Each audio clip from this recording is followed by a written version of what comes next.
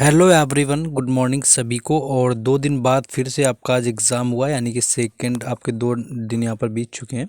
और आज फिर आपका 10 फरवरी का फर्स्ट शिफ्ट का जो एग्ज़ाम है एसएससी जीडी का वो समाप्त हो चुका है। और जो बात बताई गई है कि ये जो लेवल रहा हुआ है आज का काफ़ी डिफ़िकल्ट आया हुआ है जीके को लेकर, यानी जीके आज की शिफ्ट की पिछली जो भी शिफ्टें आपकी हुई हैं आई थिंक 4 दिन हुआ है, तो आपका 3 शिफ्टें रोज़ तो 12 शिफ्टें हो गई। तो उसके हिसाब से जो आज का एग्ज़ाम का लेवल था वो काफ़ी ठीक ठाक भी पूछा गया है। क्वेश्चन थोड़े ठीक ठाक मिले हैं, और जैसा कि बताया, क्योंकि सारे क्वेश्चन तो नहीं मिल पाते हैं, बाकी जब मिल जाएंगे मैक्सिमम क्वेश्चन तो हम उनको व्हाट्सएप पर डाल देते हैं। व्हाट्सएप चैनल हो गया, टेलीग्राम चैनल हो गया, सभी को ही पता है। उनके लिंक जो है डिस्क्रिप्शन में दिए गए हैं, तो जाकर के वहाँ से सभी को जुड़ जाना है। चलिए बिना टाइम वेस्ट के हम लोग शुरुआत करेंगे, लेकिन उससे पहले आपको वीडियो को लाइक कर देना है, शेयर कर देना है वीडियो को, चैनल को ज़रूर सब्सक्राइब कर लेना है।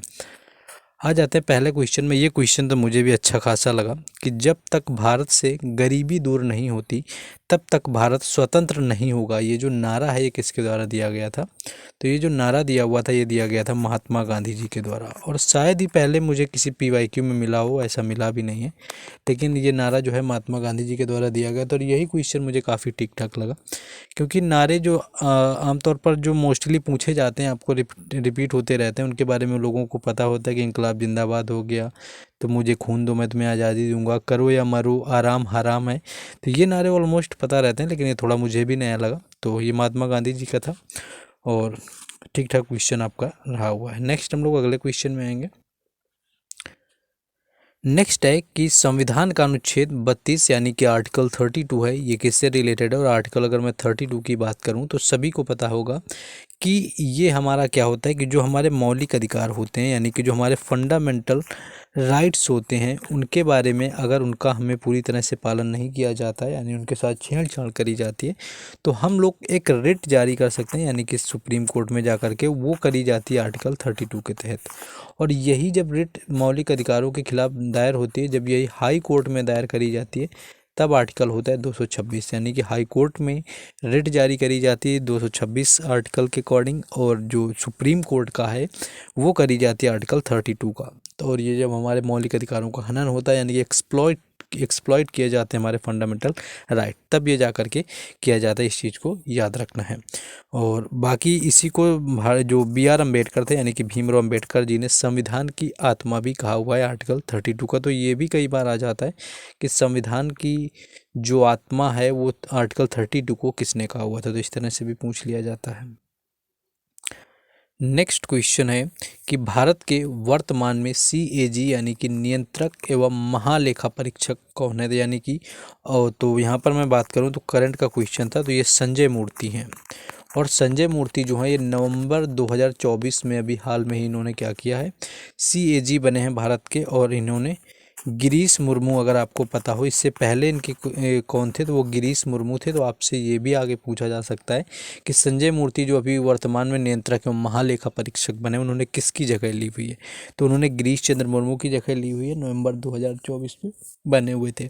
CAG का आर्टिकल कई बार पूछा जाता है, तो आर्टिकल 148 यानी कि अनुच्छेद 148 जो होता है ये आपका रहता है जाकर के आर्टिकल 148, जिसके तहत CAG का पद होता है। अनुच्छेद 76 भी याद रखना है, ये भारत के महान्यायवादी से रिलेटेड है, तो ये भी आपका पूछा जाता है। नेक्स्ट अगला क्वेश्चन है यहाँ पर कि जो खिलाफत आंदोलन है वो किस धर्म से जुड़ा हुआ था? तो इस्लाम धर्म इसका राइट आंसर हो जाएगा। यानी जो खिलाफत आंदोलन है ये इस्लाम धर्म से रिलेटेड है। और इसकी शुरुआत कब हुई अगर आपसे पूछे तो 1990 में हुई थी, यानी कि 1919 में हुई थी। और ये चला हुआ था जाकर के 1922 तक, यानी कि 1922 तक। 1919 में भी आपकी अच्छी खासी घटना हुई है, और 1922 में भी ठीक ठाक ही हुई है ना। तो अगर इनकी हम बात करें यहाँ पर, तो 1922 में आपका चौरी चौरा कांड हुआ था, आपको याद रखना है। यानी कि जो चौरी चौरा कांड था वो 4 फरवरी 1922 को हुआ था। और जलियांवाला बाग जो हत्याकांड था वो 9 अप्रैल 1919 को हुआ था।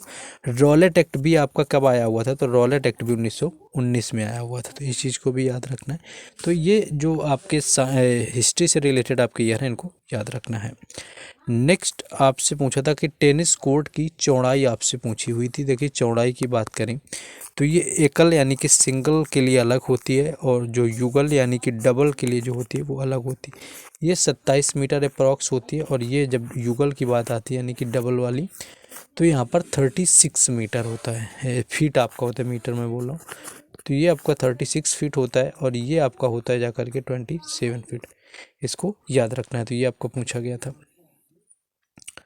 नेक्स्ट अगला क्वेश्चन है कि महावीर गुड्डू किस आपके राज्य से रिलेटेड है, इनका स्टेट पूछा गया था। और महावीर गुड्डू की मैं बात करूं तो ये एक लोक कलाकार हैं और ये इसलिए क्वेश्चन थोड़ा वैसा है क्योंकि 2024 के जो आपके पद्म पुरस्कार अवार्ड आपके नॉमिनेट किए गए थे, 2024 था उसके अंदर पद्म श्री से सम्मानित किए गए हैं महावीर गुड्डू, इसीलिए इनका स्टेट पूछ लिया गया।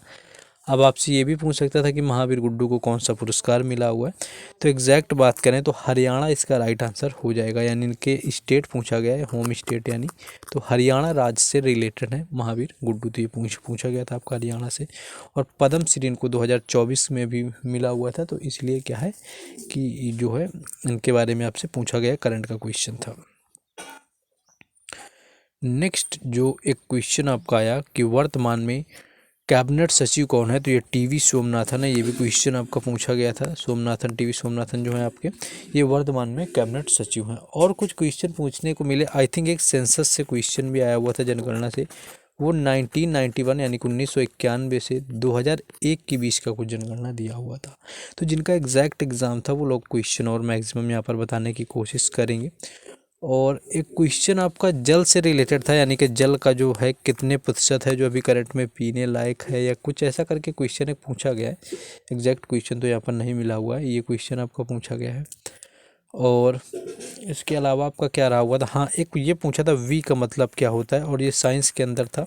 वी देखिए आपका क्वेश्चन से तो ऐसा ही पता चला कि ये वेलोसिटी के बारे में पूछा गया, वेग यानी कि जो होता है वेग की बात जिसको हम लोग वेलोसिटी बोलते हैं, ये आपका पूछा गया, साइंस से रिलेटेड टर्म था आपका, तो ये वेलोसिटी का था। बाकी जो अदर आपसे क्वेश्चन पूछे गए हों और अभी अगर करंट में अभी ज़्यादा नहीं मिल पाए, शिफ्ट तो वैसे भी टफ लग रही है, तो जिन लोगों का एग्ज़ाम था वो लोग कोशिश करेंगे कि मैक्सिमम क्वेश्चन इस शिफ्ट के बताने की कोशिश करें। आपको कमेंट सेक्शन में जा कर के बताना है। और आपको ऑलरेडी पता है कि जब क्वेश्चन कुछ ठीक ठाक मिल जाते हैं वो मैं आपको टेलीग्राम चैनल और व्हाट्सएप चैनल दोनों पर प्रोवाइड करा देता हूँ, पूरे पेज में लिख करके। जो लोग पहले से जुड़े हैं उनको ऑलरेडी पता होगा।